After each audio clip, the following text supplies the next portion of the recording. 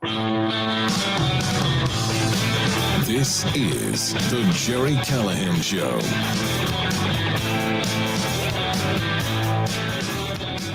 Well, here we are, about 95 days until the election, and we have quite the contrast. We have two candidates. One will not say a word. One will not make an appearance, will not hold a press conference, will not do an interview. The other won't shut up, which is what I'm afraid of right now. The stock market is crashing. Bidenomics at work here. War is imminent in the Middle East, and I'm a little worried that Donald Trump is going to sound like he's happy about it. You got to be careful here, Donald. I know he's posting wildly on Truth Social, and people are throwing it up there on Twitter, and he's saying it is the Kamala crash, and it would never happen under Donald Trump. I believe that, but he has to be careful. He doesn't want. You can't sound like you're happy about this. The world is on fire, and it's good for him as a candidate, but you can't come out and say it. I know he likes to be blunt. He likes to tell it like it is, but I'm just going to suggest Donald Trump, go play some golf today and tomorrow. Take it easy, take a break, and let the world burn and let Kamala squirm. This is just a historic moment in time. 16 days ago, Kamala Harris led a coup, removed the candidate for president of her party, removed the president from his effort to win re-election. As we know, she is being controlled by Barack Obama and others. And the only way they could get Biden to step down, to step aside, was if she led the coup, and she did. Reliable reports have her threatening to use the 25th Amendment. And I believe it, and I don't blame her. I don't blame them. He is obviously unfit for office. He should be removed today. We are seeing the results of weak American leadership, and it is frightening. Today, somebody has to talk. Joe Biden, Kamala Harris, I don't know, Barack Obama, whoever is calling the shots, has to come out and speak. That is the job of the president or the candidate. I don't know how much longer she can hide. I know she's following the Biden playbook from 2020. She's allowing the mainstream media, which is showing its true colors, which is as corrupt as ever. They are going to attempt to carry this vapid, hollow woman over the finish line on November 5th. And so far, so good. Her poll numbers have gone up. They have lied to you over and over again about how she's pumped new energy into the party, and she's competent and fit to serve as president, when a month ago she was the least popular vice president in American history, when nobody thought she was capable of serving as commander-in-chief, for good reason. She is not capable of serving as commander-in-chief. She's the worst candidate we have ever seen. Not only is she the most liberal, she's the most vacuous, the most empty, soulless candidate person we've ever seen. She really is, and we've learned that more and more each day. But I don't know how much longer she can do this. How much longer can Kamala Harris just hide and let the New York Times and the Washington Post and George Stephanopoulos and Rachel Maddow do the campaigning for her? How much longer can she just sit back and let them lie on her behalf and let other surrogates travel the country telling you how wonderful she is? It's kind of important right now as we see an historic crash in the stock market after 3 years of listening to them tell you how wonderful the economy is and how great Bidenomics is. Not so great today, it appears, as the NASDAQ dropped more than 1,000 points after opening, the first time ever. First time ever. Japan, Germany, everyone is seeing this historic drop. And if you're going to take credit for the stock market when it goes up, which Joe Biden and Kamala Harris have done, I'm sorry, you have some explaining to do when it goes down. And it is going down hard. Your 401k is no longer unburdened by what has been. It is taking a hit. And at the same time, we are sending carrier groups to the Middle East, preparing for imminent war. It's kind of an important time to have a president. I don't think we have one right now. Has anyone heard from Joe Biden? What did Biden say the last time we heard from him, Ironhead? He was on the tarmac, I believe. It was late, way past his bedtime. And someone asked him after he withdrew, after he dropped out, after he was forced out, what do you want your legacy to be? Can you get me that? What do you want your legacy to be, Joe, after 3.5 years of absolute disasters on every front? He just all he does is lie. All he does is gaslight you, tell you how we have the strongest economy in the world, how things are just going wonderfully. And he said, quote, I cured the economy. Can you grab me that? I just sent it to you. Yep. Oh, there it is. I hate the tarmac videos. They're always so annoyingly loud. There we go.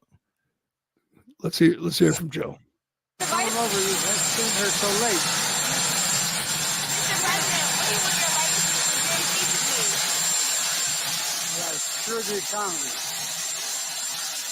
I cured the economy. I've never heard anyone say that before. I cured the economy. How did you cure the economy? By spending $7 trillion, driving up inflation, prices across the board, shutting down drilling, driving energy prices up? Is that how you cured the economy? What did I say today? I mean, obviously, he'll say nothing. And if he does, he'll just lie. What will she say today? When? At what point does the media say that their girl, Kamala, has to come out of hiding? She wants to be president. She wants to be the leader of the free world. This vapid soul wants to be the commander in chief.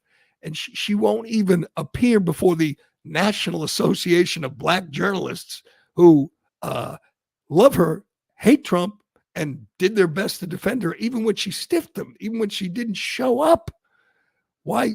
There was lots of Sunday talk shows yesterday, all of them asking to talk to Kamala, and she said no. And you know what? She didn't have to worry about them asking about her husband knocking up the nanny. We'll get to that. Let's get to that. This is an amazing story because it's one of those stories where you can't help but ask, can you imagine if it was the other side?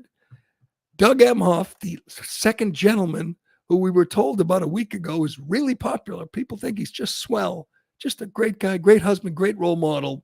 We learned over the weekend that he messed around on his first wife, the mother of his children.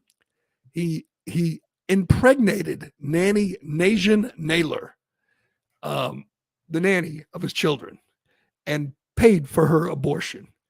I don't know. That seems like kind of a big deal because right now, there's a chance, I don't know, 50-50 chance that this will be the first gentleman in American history. This will be the husband of the first female president of the United States.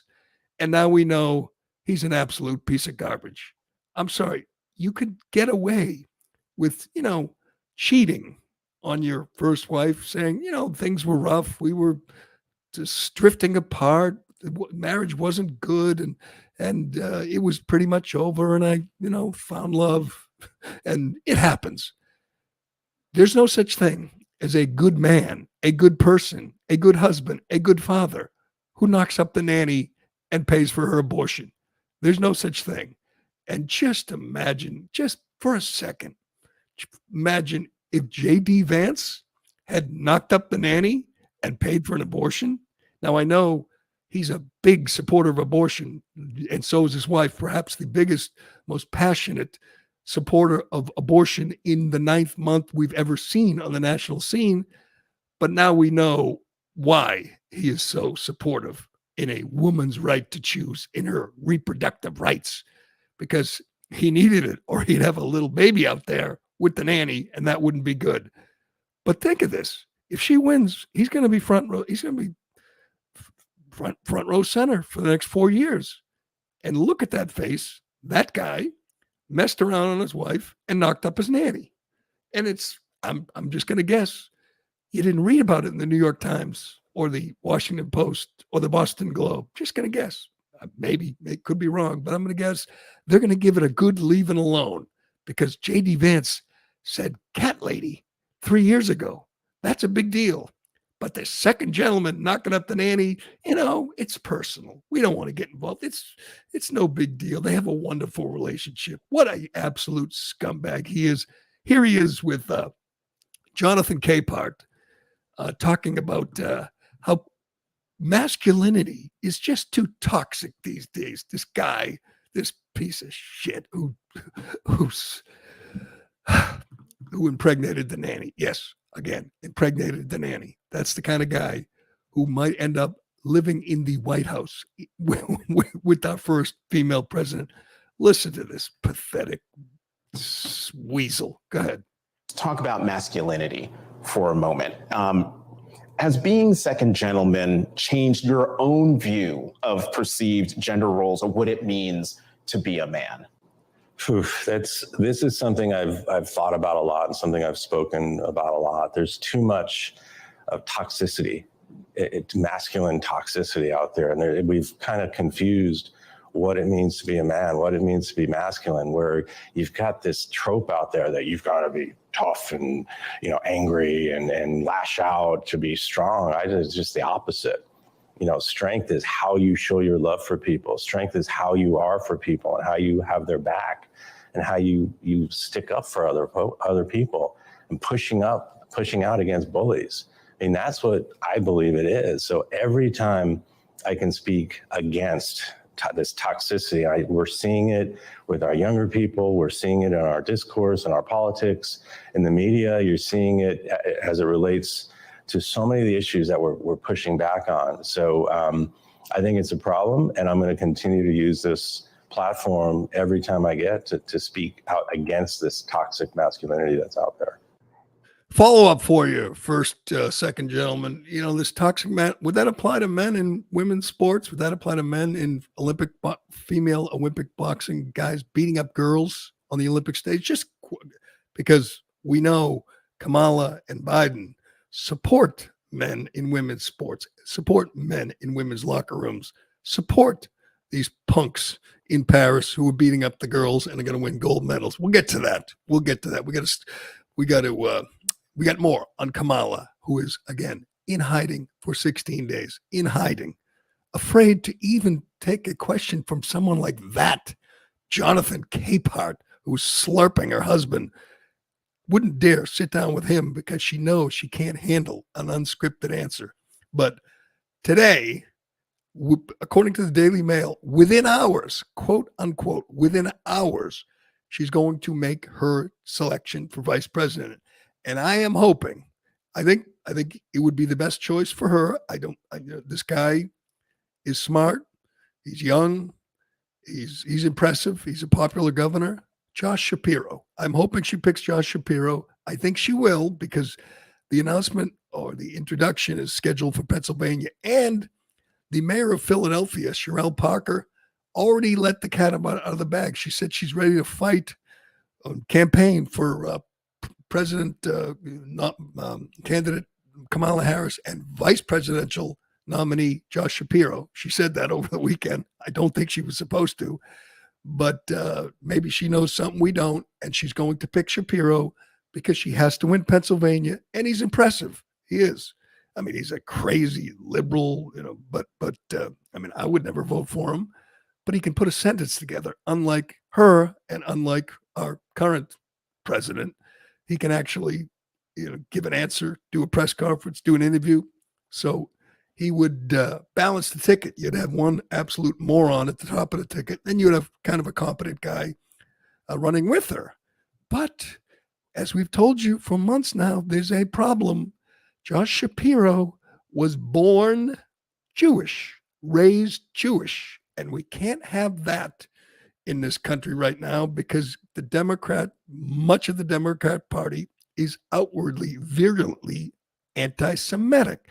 She names Josh Shapiro immediately. If we had a real media, you would run to AOC and Ilhan Omar and Rashida Tlaib and Cori Bush and Ayanna Pressley and say, do you support this choice? And you know what? They're either going to run and hide the way they often do, or they're going to say they have a problem with it because they don't like Jews. That's a problem in the Democrat Party right now. And Josh Shapiro has not called for a ceasefire. He has not thrown the lifeline to Hamas, which most good Democrats have done. They want Hamas to survive. They don't care about the hostages. They don't care about Israel. They care about the Palestinians and the and making sure Hamas survives. So if she chooses Josh Shapiro, boom, the questions are going to come from both sides. They're going to be questions from obviously from the right about what a crazy liberal he is. And there's from the left on him being Jewish. They don't like people who were born Jewish, raised Jewish, have been proud to be Jewish. They don't like that. Josh Shapiro, at the age of 20, wrote a paper. I love this because I think this is what he really feels. This is what he really feels. When he was a college student at University of Rochester, where he was the student body president, he wrote a paper defending Israel, attacking Palestine, or attacking the Palestinian people. He wrote, quote, Palestinians will not coexist peacefully. They do not have the capabilities to establish their own homeland and make it successful, even with the aid of Israel and the United States. They are too battle-minded to be able to establish a peaceful homeland of their own.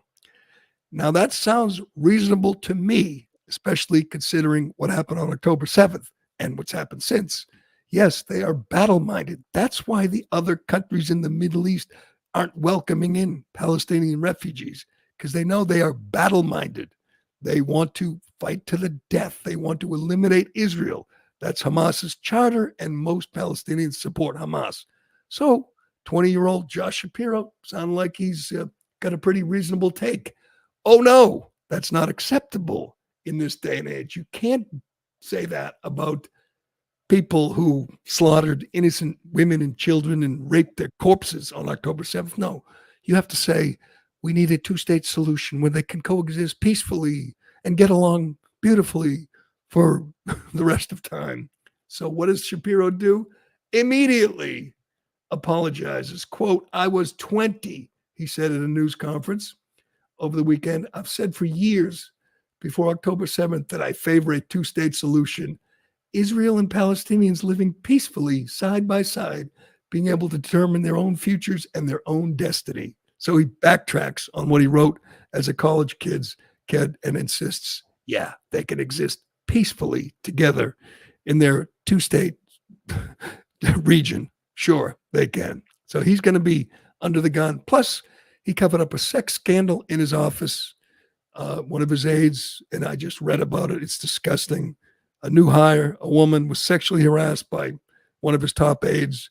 They paid her off, get rid of her, and then they lied about it. So he will be, obviously the media will be there to protect him and deflect these accusations, and they'll go back to find something J.D. Vance said 20 years ago. But it will be interesting to see the pro-Hamas wing of the Democrat Party and how they react if today Kamala Harris chooses Josh Shapiro. Interesting to see that her short list has like 8 people. I think 7 of them are white guys. So we're no longer looking to, looking for a diverse selection. We're going with the white guy this time. Well, white guy is the only thing she doesn't claim to be. So. Oh, that's true. She's not a white guy. She's, what is she today? Is she black, or is she Indian, or is she Jamaican, or Canadian, or whatever? I don't care. Like I said last week, I knew as soon as Trump said that it would be a distraction. It would give the media a chance to, again, ignore her record, ignore how liberal she is, ignore what a disaster she's been as VP, and talk about what a racist Trump is. And that happened with over the weekend with Byron Donalds battling George Stephanopoulos, and all the media want to talk about is Trump's racist for saying sometimes she's Indian, sometimes she's black, depending on the audience. But Is this her talking about the cloud? No, you want the cloud? Yeah, let's get to the cloud. This is Kamala Harris, who is vice president right now and wants to be president, talking about the data cloud, the place where your data goes. She thinks, I swear to God, you can listen. I think she thinks it's really a cloud. Go ahead, play it. So you're now no longer are you necessarily keeping those private files in some file cabinet that's locked in the basement of the house. It's on your laptop, and it's then therefore up here in this cloud that exists above us, right? Mm-hmm. It's no longer in a physical place. It exists above us. I don't know. Do you think the cloud is above us? I think it might be below us. It might be near us. She thinks the cloud is actually like in the cloud. That is possibly your next president. That is incredible. Man, we are just not sending our best. That is uncomfortable to watch. All right, before I move on, can you get me Byron Donalds battling? We'll get a brief one of Byron Donalds battling stuff. I told you this would happen. Obviously, Kamala Harris has been a disaster as vice president. Obviously, she's the border's wide open. Obviously, anything she touches turns to crap. Obviously, she's a dummy who can't put a sentence together. There's some big questions about Kamala Harris, but Trump gave them this opening that they could talk about race, their favorite subject, when he said, sometimes she's Indian, sometimes he said she turned black, which was dumb. And I knew as soon as he said it, it wasn't inaccurate. She's changed her background and many times, but it gave them a chance to ignore her record and move and focus on Trump and race. And Byron Donalds, to his credit, he'll go anywhere. He'll battle anyone. He's fearless. And he went on with Steffi, and Steffi started talking about a slur, Trump's slur. What slur? I don't remember any slurs. He just talked about her conveniently changing her ethnicity when it served her purposes, which is true. Again, unnecessary. You need to focus on a record. But Steffi, of course, did not want to talk about a record. He wanted to talk about Trump and race. Go ahead, play it. What he also talks about far more frequently is the fact that Kamala Harris is the person who created this massive inflation, which is destroying black families, white families, Hispanic families. It's her failure as border czar that has left our southern border wide open, more than 10 million illegal immigrants coming into our country, record fentanyl coming into our country, which has killed more Americans than at any other point in the history of our country with respect specifically to fentanyl. And the fact that she and Joe Biden have unleashed one of the worst foreign policies in the history of our country that has us on the verge of World War III. That is Kamala Harris's record. President Trump talks about that frequently, but yes, he did mention it in Chicago in response to a question from Rachel Scott.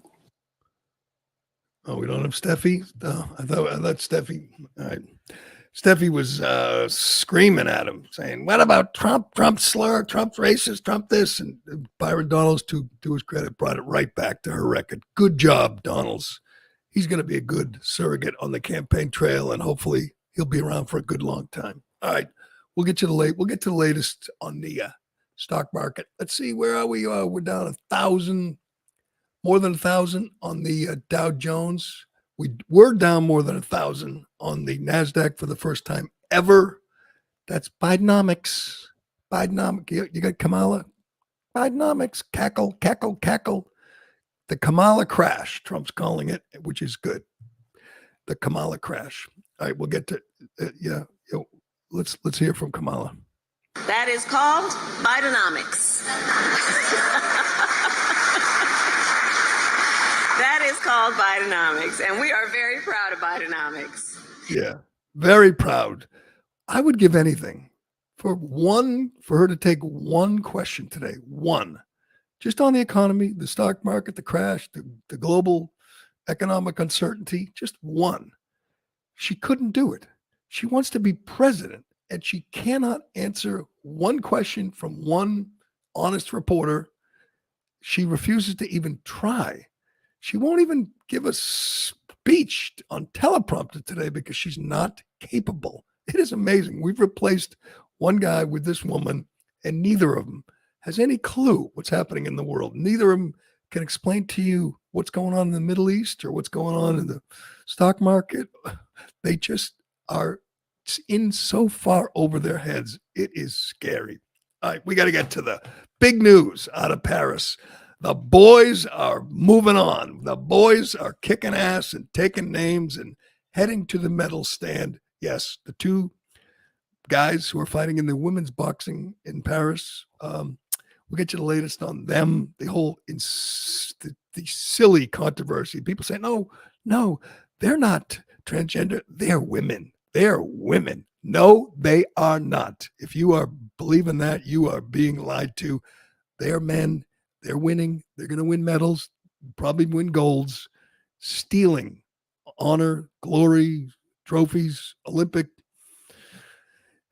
medals from the women. And it's happening before our eyes. And good luck defending that, liberals, because I thought you cared about women. I thought you cared about women's rights. Every single Democrat supports this. Everyone. They're on record. They are supporting that. They voted in Congress. Every single one voted not to protect women, to allow men to participate in women's sports. We'll give you the latest. And Joe Rogan is suing MSNBC, I believe. This is wild. We'll get to that and lots more. But first, excuse me.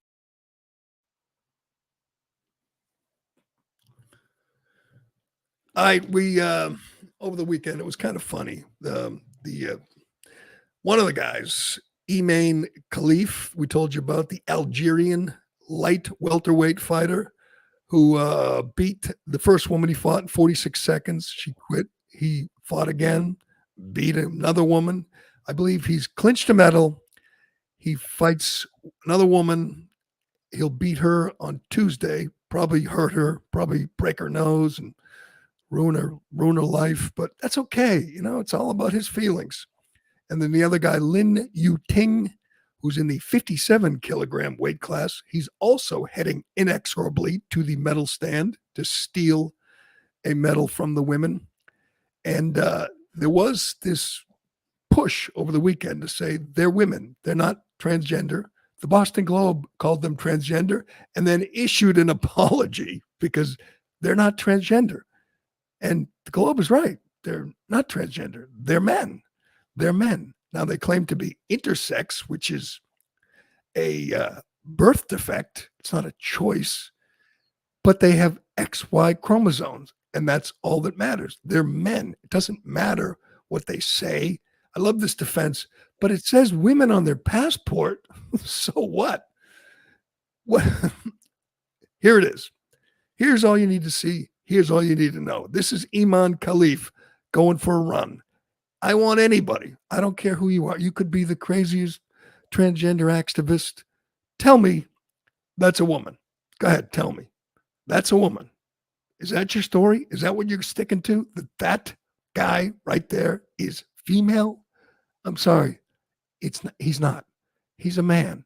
He may have screwed up genitals or organs at birth. Maybe there was some problem.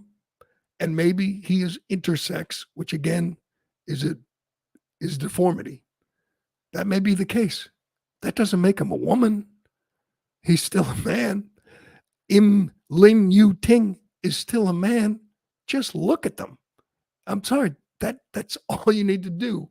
I mean, that's not all the evidence we have. That's good evidence. That's strong. But there was a couple pieces over the weekend. And this was today in Paris, the International Boxing Association held a press conference to deal with this because they're the ones that disqualified both these guys from the World Championships last year, and for good reason. They're men. The IOC is more woke. The IOC is more beholden to the transgender lobby, the community, the transgender madness, and they want men to participate in women's sports and beat up women. They want that. They think it's progressive. Here's what we learned at this press conference from the IBF today in Paris. the head of the IBF addressed these issues in front of the media. I'm sure they'll largely ignore him. But he says, ready for this? Both boxers were subjected to chromosomal test by an independent laboratory in Istanbul after the IBF received complaints from coaches and competitors in 2022. Both boxers were retested in India again in 2023. Both boxers were found to have XY chromosomes. Both boxers were informed of the results in writing. They were given the opportunity to appeal. The IBF offered to pay for the majority of the cost to allow the boxers to appeal. Lin Yu Ting did not appeal. Amin Khalif appealed the decision and then withdrew his appeal. They were found to have XY chromosomes and determined to be ineligible to fight women. That was the IBF. That was the World Championships. A year later, same guys, same chromosomes, same testosterone level are able to fight in the Olympic because the IOC is so woke. And now women have to pay the price. We told you about the first woman this guy beat, who quit after 46 seconds and said she'd never been hit so hard. The woman that Lin Yu Ting beat on Saturday, I believe, after the fight at center stage, middle of the ring, made an X with her hands to show that she has XX chromosomes, that she's a woman and he is not. And they all know it. Everybody knows it, but they're going to defend it and say, oh no. They're not even trying. This guy, both of them, don't look like women. They're not even trying. They just know that they can win a gold. They know it's easier fighting the girls than the boys. They know they wouldn't even be in the Olympics if they fought men. So why would you want to fight a man? Women are much easier to beat. These guys have male muscles, male bone structure, male lung capacity, and male chromosomes. And the media is going to lie to you and say, she beat the fighter from Italy, or she is going to win a medal, or she is fighting for gold. No, he is. And everybody knows it. It's a disgrace. And eventually, maybe today, tomorrow, whatever the next, I think Iman Khalif, who's already clinched I think they both already clinched medals. So there will be a man on the medal stand in at least 2 of the 6 weight classes for the women, and probably atop the medal stand. And the women, they'll probably applaud and say, like the first woman this guy beat, she apologized for complaining that he's a man, and just said, everyone's free to be themselves. Sure they are. You can be whatever you want to be. You don't have a right to beat up women. You used to go to jail when you beat up women. Now you go to the top of the medal stand. It's an absurdity. And it is just playing out on the biggest stage in the coming days. They're both going to win medals, probably gold medals. And the media will say, aren't these girls wonderful? When they know they're not girls. Everybody knows they have XY chromosomes. They have testosterone. They look like that. Honestly, Ironhead, do you need to see anything else, hear anything else, read anything else when you look at that? No, look at the definition in the legs. Just that alone. The legs. I mean, get the other clip. Do you have the one where he's wearing a cup? He trains while wearing a cup, a protective device over his package. Do a lot of women wear those, women fighters? I mean, all the guys do. Why would he need that? Why? I'll send you that. It's great. It's making the rounds. Here we go. He's got a jock strap with a protective cup. I got it. This is soon to be your woman's light welterweight champion, Olympic champion, where some of the greats were Sugar Ray Leonard and the Spinks stood on that medal stand. Now you have Iman Khalif from Algeria, who said he's a girl on his passport. So, honest to God, why would a woman need that? Can anyone answer me that? I sure can't. Anyone on the Olympics over yet? You know what? I'm glad I didn't boycott the Olympics because Olympic golf was great. I used to think golf had no place in the Olympics. It just seemed like it didn't belong. And I didn't really watch in 8 years ago when Justin Rose won, or even 4 years ago when Xander Schauffele. But yesterday was a great tournament in Paris. Scotty Scheffler, once again, proved he's the best player in the world. He's super clutch. Jon Rahm choked on the back nine in the Olympics. And Tommy Fleetwood came up just short and took the silver, but Scheffler was crying on the medal stand. It was good drama. It was great golf. It was, to me, the highlight till we get to see, Ray Rice here beat up a woman, knock out a woman today to get the gold, and the media cheer and applaud. All right. Absolute hero. He is a hero. All right, we got to get to Joe Rogan and Nancy Pelosi. We got to do this. Nancy Pelosi, who led the coup to stick the knife in Joe Biden's back and to remove him from the race, wants you to know where he stands historically, where she would place him historically among our great presidents. Could be the single phoniest, fakest, most disingenuous thing we've ever heard from a politician. We'll get to that and more, but first. Excuse me.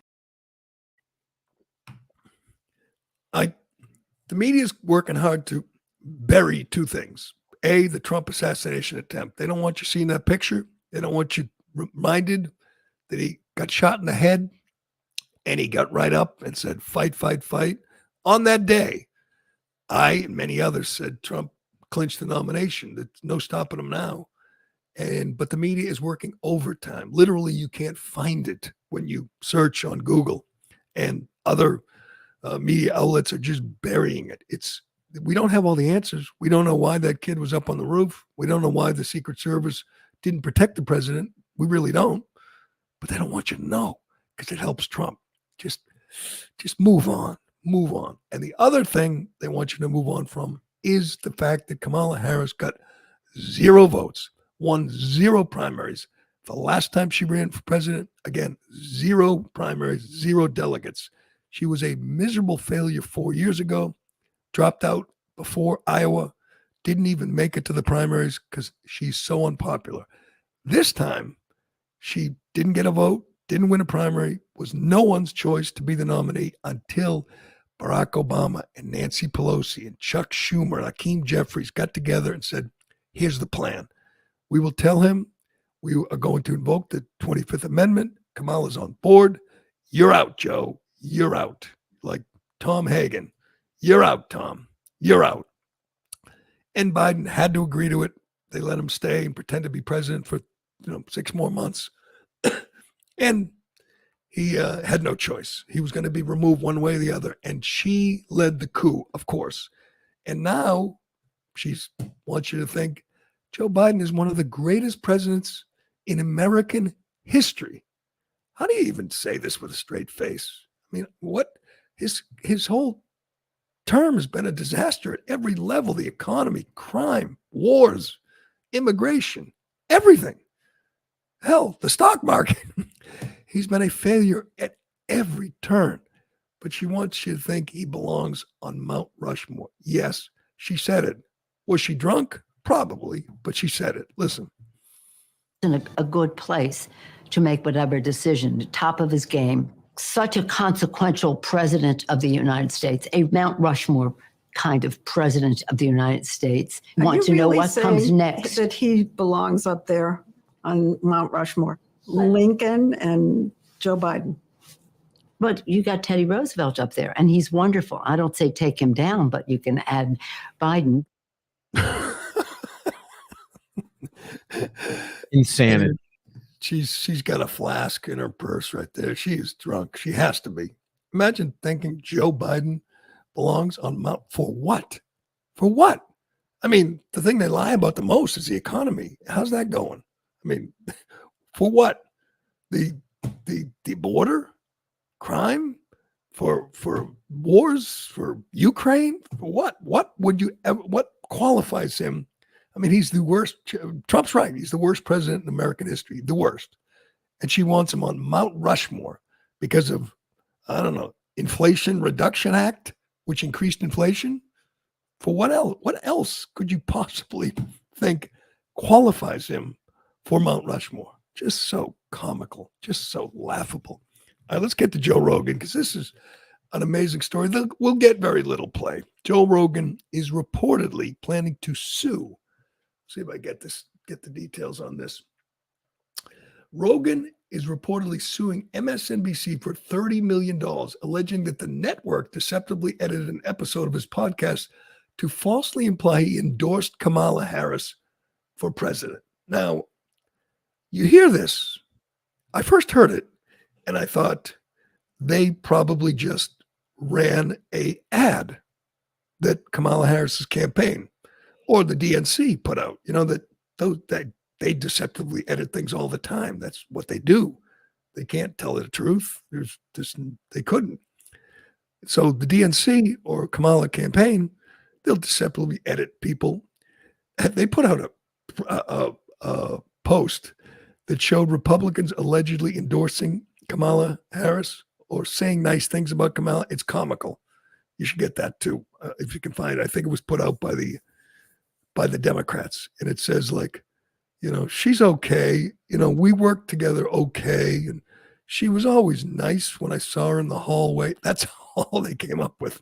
Different Republicans saying they don't hate Kamala Harris, but this one is not from the DNC. It is not from Kamala Harris. This is from an actual alleged news network. That's what surprised me. I said, that can't be. That can't be. You have a cable news network editing Joe Rogan to make it seem like Joe Rogan's endorsing Kamala Harris, not Kamala Harris campaign. Joe Scarborough's network, Mika, Rachel Maddow. I understand they're left wingers. I understand they're Trump haters, but someone at the network took the time to edit Joe Rogan's show to make it seem like Joe Rogan supported Kamala Harris. Someone at NBC, at Comcast did this. Let's watch. She's going to win. No, she's not. She can win. She is a strong woman. She is a person who served overseas twice. She in a medical unit. So she was a congresswoman for 8 years. Yeah. She is a person of color. She's everything you want. She's going to win. No, she's not. She can win. They just want no Trump, no matter what. It's so insane because he's not talking about Kamala. He's talking about Tulsi Gabbard. Yep. And they edited and said he was talking about Kamala Harris. Like, no one's going to notice. I hope Rogan goes through with this. I hope he sees this through, because this is so, I want people to see it. I want people to hear it. This is what they do. This is how dishonest. I mean, this is just despicable. A news network pretending Joe Rogan, who would even think Joe Rogan would support Kamala Harris? I mean, I wouldn't be shocked. I guess I would be now. I think he'll support Trump, but there was a point I thought he might support RFK Jr. or some other third-party candidate because he likes to be, you know, a rogue, and he likes RFK. But I'm pretty sure he'll support Trump at this point if he hasn't already, because he knows what a disaster Kamala would be and what a disaster Biden-Harris has been. But that, again, was done by a news network, which to me should disqualify them from ever reporting on this campaign again. That's what they're up to. That kind of dishonesty is just incredible. But I mean, 4 years ago, he came out and was openly supporting Bernie Sanders. That's the only thing I could think of. That was so dumb. We played it at the time. It was so dumb. So I really liked Bernie Sanders, and he was like ignoring the policy, just focusing on the person. And he was like, I like Bernie. But I mean, people are waking up. Everybody's woken up. Elon Musk, Joe Rogan, Bill Maher, he's not going to support Trump, but he knows just what a disaster this woman has been, what a disaster Joe Biden has been. And they're seeing it. They're saying we can't afford. I mean, if nothing else, couldn't we agree we can't afford 4 more years of an open border? Can we agree that would be an abject disaster for the country. I mean, I understand that, people like whatever, Joe Scarborough or Rob Reiner or Keith Olbermann live in a bubble and they don't get affected by the crime, the illegal alien crime wave. And they just hate Trump and they don't care about the policies. But I have this debate with friends of mine who don't like Trump all the time. I say, tell me why you want Kamala Harris or Biden without mentioning Trump. And they can't do it. You ask them, go ahead, make the case for Kamala Harris without mentioning Trump. And they cannot do it. What are they going to say? Yeah, she's great on what? What? Abortion. She's great on abortion, especially if her husband knocks up the nanny. She's great on abortion. But they can't make the case. They want open borders. You want high prices. You want war. You want crime. You want, hundreds of thousands of illegal aliens in your neighborhood. I mean, what is the case for her? I had this argument with a friend of mine over the weekend again, and she just said, Trump will be a dictator. I go, what does that even mean? He'll be a dictator. He's a threat to democracy. What does that mean? And again, try making the case for Harris without mentioning Trump. They cannot do it. They will not do it. And God knows she can't do it, or she'd be on the stump right now doing an interview right now. Trump's going to do interviews that he shouldn't do, like the black journalist outfit, the NABJ. Shouldn't have done that. She won't do interviews with with the people who edited that Rogan video. Those same people want to talk to her, and she won't talk to them. That's how afraid. You want a commander-in-chief who's afraid to sit down and talk to Chris Hayes or Stephanopoulos or Margaret Brennan, these people who are 100% in her corner, and she will not speak to them. She will not risk speaking off the cuff. Truly amazing situation we're in right now. The world's on fire. Literally, we're going to war in the Middle East.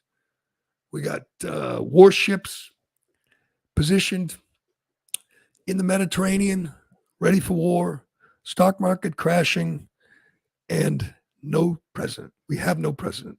That guy right there, nowhere to be found. His running mate, who's now top of the ticket, nowhere to be found. It is a scary time in America, but we'll be here for it. That will do it for today. Thanks for listening. Thanks for chatting, commenting. I should have got to some of these comments. Trump may be a creep, but his policies are 100 times better for the country than Kamala's. True. That's the bottom line. I don't think he's a creep. He's a little crazy at times, but policies. Look at the policies. There is no debate. There is no argument. He would be much, much better. All right. Thanks, Ironhead. I'm Jerry Callahan.